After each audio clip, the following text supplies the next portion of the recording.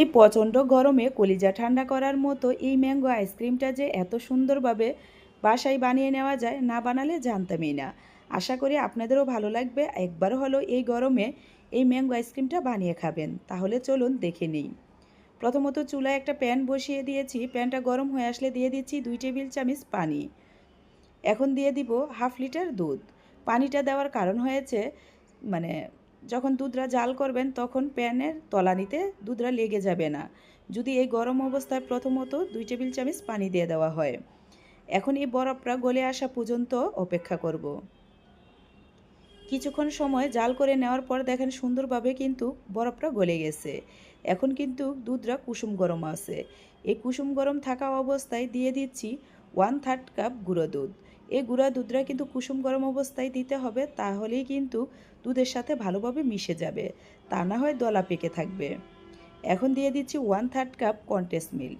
Condense মিল্কের পরিবর্তে আপনারা চাইলে চিনিও দিতে পারেন, কিন্তু কনডেন্স মিল্কটা দিলে আইসক্রিমটা খেতে ভালো হয়।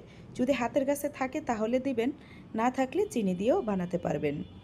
এখন অনবরত নেড়ে বেশ কিছুক্ষণ সময় জাল করে যতটুকু দুধ নিয়েছি তার অর্ধেক করে কমিয়ে নিব। তো বেশ কিছুক্ষণ জাল করে দেখেন দুধটা কিন্তু অর্ধেক কমিয়ে নিয়েছি। এখন চুলাটা বন্ধ করে অনবরত নেড়ে দুধটাকে ঠান্ডা করে নেব। তারপর একটা ব্লেন্ডারে জারে ঢেলে নিচ্ছি। সাথে দিয়ে দিচ্ছি 1 কাপ পাকা আমের পিউরি। এখন আমি ব্লেন্ডারে একদম মিহি পেস্ট করে নিব। তো দেখেন আমি এরকম মিহি পেস্ট করে নিয়েছি।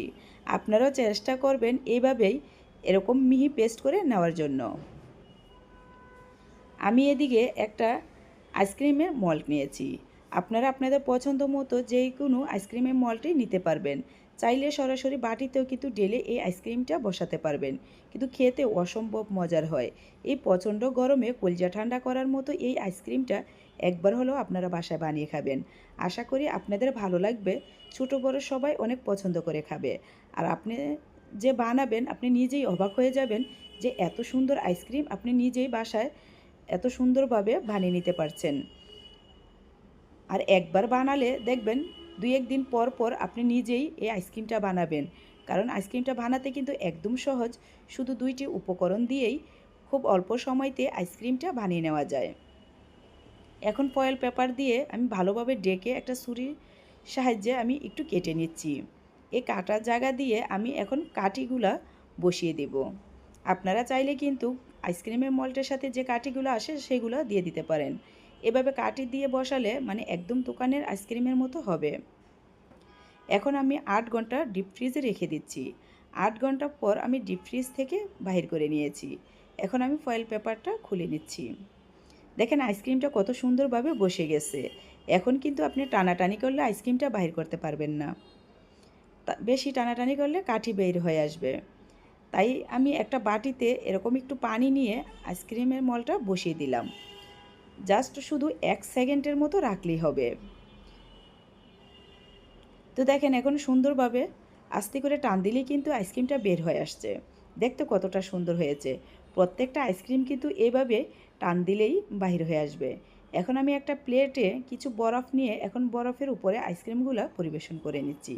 দেখেন দেখতে কতটা সুন্দর হয়েছে আর খেতে অসম্ভব মজার হয়েছে।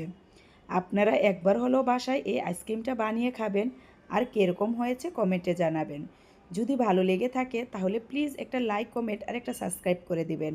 আর যারা ফেসবুক থেকে দেখছেন তারাও লাইক কমেন্ট আর ফলো দিয়ে রাখবেন, তাহলেই কিন্তু এরকম মজার মজার রেসিপি দেখতে পারবেন। আর যারা ফলো করে দিয়েছেন বা সাবস্ক্রাইব করে দিয়েছেন তাদেরকে অসংখ্য ধন্যবাদ।